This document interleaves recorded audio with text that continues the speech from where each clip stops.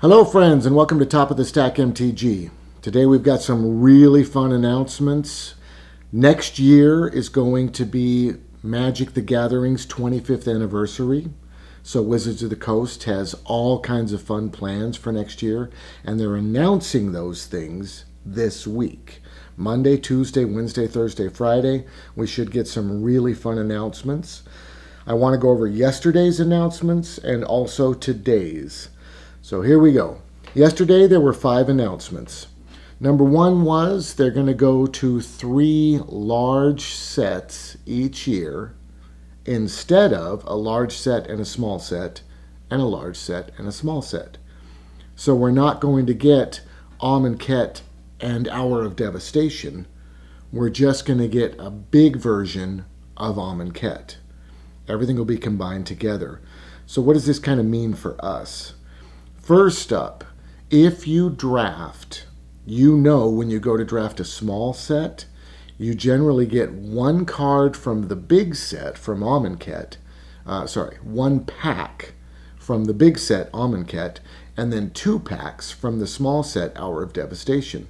You don't get all Hour of Devastation packs because the set is too small to really be able to be competitive like that. And I've never enjoyed that.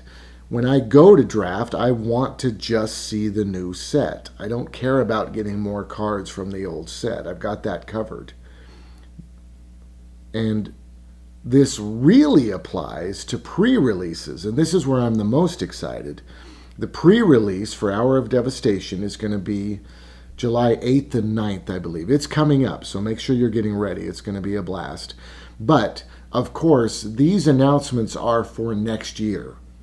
The 25th anniversary is next year. It will not be applying to stuff that is happening right now.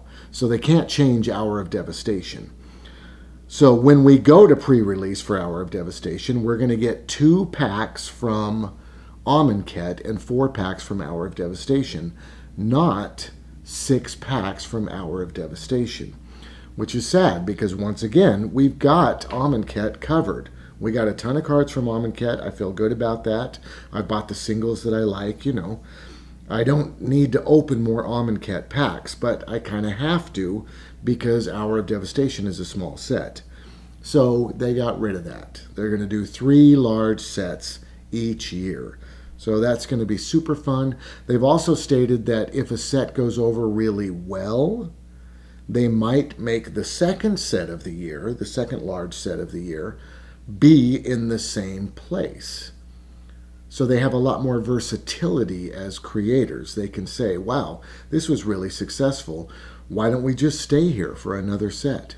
Or they can say, this set didn't go over very well. Let's get out of here as quick as we can and get on to the next big set. So they got a lot of versatility, which is excellent. It's a great change. So the second change, or the second reason this is very good for us, is we don't have to wait for specific mechanics to come out in the small set that weren't covered enough in the big set. For me, the most practical example right now is cats. I have a cat deck. I've really been enjoying it. It's super fun. It's not quite as competitive as it needs to be. But I've just been telling myself it's okay because Hour of Devastation will come out soon and the rest of the cats will come out. So hopefully when Hour of Devastation comes out, there'll be enough cats that I'll be able to create a truly competitive cat deck. Now we'll see. I don't know. The neat thing about this change, about going to 3 large sets, is all the cats will come out at the same time in the large set. So that's very cool. It'll be easier for deck construction. It'll be funner and more enjoyable when a new set comes out because you'll see all of the tools that are available to you. You'll know what singles you want to pick up. Or if you just like cracking packs, you'll at least be able to say, oh, I finally got this one, you know, however you like to do it. But that's a neat thing about going to 3 large sets, is the mechanics aren't busted in half. You don't have to wait 2 months for the rest of the cards. You get them all at once if you're ready to buy them. Good. Number two, change number two is they're going to continue revamped core sets. They used to make core sets and then they stopped. The last one was Origins. And they've decided to go back and start making core sets again. But they wanted to make it clear that they're not quite the old core sets that we're used to. There's a little bit of a change to them. They're going to be half reprints, half new cards, and they're going to be specifically designed for newer players. So if you're really hardcore and you like to get in there and draft and learn all kinds of new stuff, they probably won't be the set for you. Mark Rosewater did a really good job of saying that doesn't mean it's not going to be fun to draft for experienced players. It will be. It just won't be fun for as long. The experienced players are going to figure it out really fast because it's very simple. But they'll still have fun the few times that they do it. So that's a neat thing to say. The quality will still be there. It just won't be there as long. But it'll give the Wizards of the Coast the ability to put the reprints into Standard that Standard needs in order to keep Standard under control. So they don't have to be doing all of these bannings all the time, which is great. Having a core set is a great thing. For new players, it's excellent. If you're a new player, here's another weird thing, of course, this won't start for a year. If you're a new player starting next summer, then that is the set you need to buy. It will be excellent. It will be incredibly fun to play. Core sets are great because they don't have to stick to one world. The last core set we had was Origins, and that had the origin of Jace and his homeworld, the origin of Liliana and her homeworld, and the origin of Chandra and her homeworld, which was excellent, all crammed into one set. So you got to see these three worlds, you got to see all these different planeswalkers. It's super fun. Core sets are excellent, excellent fun. They're not the most competitive in the world, but they're amazing fun. So I'm very excited about that. And getting the reprints will be very exciting as well. Putting all these reprints into Standard without making them super ultra rare or whatever. They're just going to be part of the core set. So you'll be able to pick them up easy. It's excellent. It's a great thing. Announcement number 3, the Gatewatch was toned down. This is a good thing. I was getting tired of seeing the same planeswalkers over and over again. I like planeswalkers. I like to see planeswalkers from different planes. All kinds of different characters and mechanics, and it's super fun. I think that toning down the Gatewatch is a great idea. I am glad they're not eliminating it altogether because I know they want to use that as part of their brand to get new players into the game, and I like that. I respect that. I want them to do that. I want them to get new players into the game. So this is a really good thing. They're going to keep the Gatewatch, but they're going to tone it way down. You won't see all of the Gatewatch in every big set. You may not see any of the Gatewatch in a big set. Although the big set story will still be kind of tied to the Gatewatch, they won't necessarily be there. We're going to get all kinds of new planeswalkers. It's going to be great. Number 4, masterpieces will be released in fewer sets. Now, I don't open masterpieces. I haven't. I mean, they're rare. They're super hard to get. I don't think this really affects me in much of any way. I have heard people complaining that if they don't put masterpieces in the set, then the price of Standard is going to go way up. Because people will stop buying packs to get their cards, and they'll start buying singles to get their cards. And if you buy singles, the price of singles go up, period. Now, I don't buy this. This doesn't make sense to me. I do not believe that Standard is cheap as dirt right now because of masterpieces. I think that's false information. Standard is cheap as dirt right now because nobody cares about Standard cards. No one is buying Standard cards period. You won't get the cards you want for a deck by cracking packs. Don't kid yourself. I have cracked a ton of packs, and I don't own any Aetherworks Marvel. I never open one, ever. If I wanted Aetherworks Marvels, I need to go buy them. And everybody knows that. You will not get the cards you need by cracking packs. You should crack packs for drafting or crack packs because you love cracking packs. Not because you're looking for a specific card, because you won't get it. Just go buy it for $2.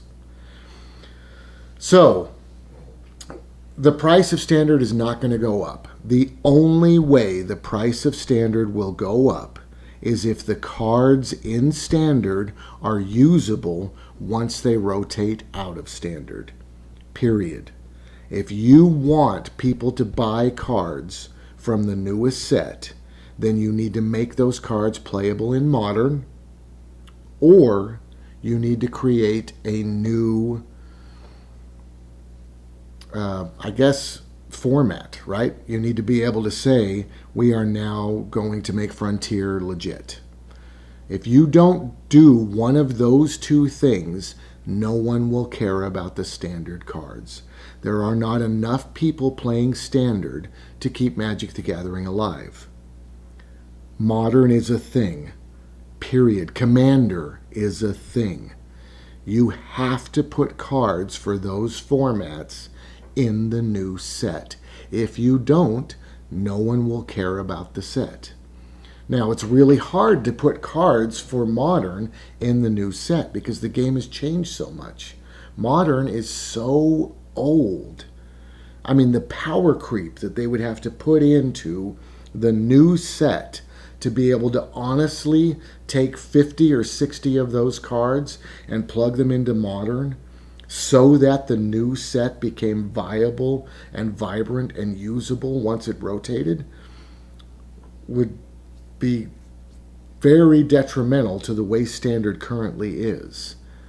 They'd have to be so powerful, they would destroy everything that we as new players like about the game. The game has changed, period. And that's why the new cards don't affect Modern as much. Modern is just really old. New cards are just really different. They don't work well in Modern. And I'm not saying it's zero. There are cards. There will be cards in Hour of Devastation that'll probably see a little bit of play in sideboards in Modern. It happens. But it's not enough. It's not even remotely enough. So sorry, I got off track.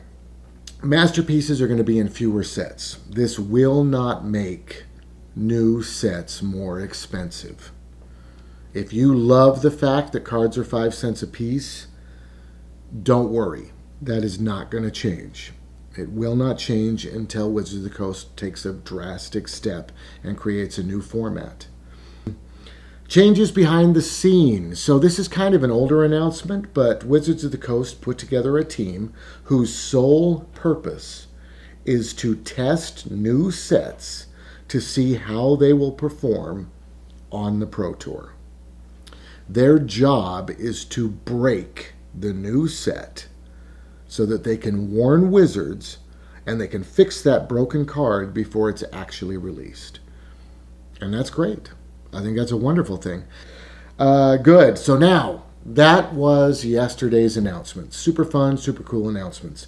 Today, Aetherworks Marvel has been banned. I just saw the article up on the mothership, and they got rid of it, which is excellent, because that means that we're not going to see Ulamog on turn 4 anymore. The Eldrazi might finally be dead. We'll see. So Aetherworks Marvel is banned. Now is a great time to pull out that crazy deck that you've been working on and go to Friday Night Magic. Cat decks should go to Friday Night Magic. All decks starting with the letter Q should go to Friday Night Magic, right? If you've found 60 cards that start with Q and you put them into a deck, go. It'll be super fun. Now, I'm not saying you're going to win, okay? Know that. There are many competitive decks in Standard, and a few of them have been floating around, right? The zombies are going to do incredibly well. The snake, the green-black snake that puts counters on things, are going to be doing incredibly well. There's a lot of good stuff out there. But there's going to be a different energy. It's going to feel kind of new. People are going to be excited. They're going to be talking about this new thing that they found that they want to try. Or they're so happy, that now they can use their deck because they don't have this oppressive turn 4 Ulamog over their head. There is one thing you have to be careful about, of course, and that is the poor person who bought 4 Aetherworks Marvels yesterday to build the deck, only to find out that it's banned today. And that's very sad, so please be nice to that person. Hopefully the shell of their deck will still have enough value that they can trade it in for something else, or maybe just keep it and take out the Aetherworks Marvel and try some other things. I hope there's something still there for them, because that is sad. That's a kick in the teeth, that's for sure. And hopefully with this new playtesting group, the amount of bans like this are going to go down so people don't get kicked in the teeth. That would be great. Okay, that's it. Yesterday's announcements and today's announcements. Aetherworks Marvel is banned. So I hope you guys have a great day. Please hit the like button if you liked it. I'm sorry I rambled so much. I got caught up in the middle there. Sorry. Subscribe, hit the bell thing if you want to know what other things we're doing. There's going to be a lot this week because there's announcements every day, so hit the bell. And have a wonderful day.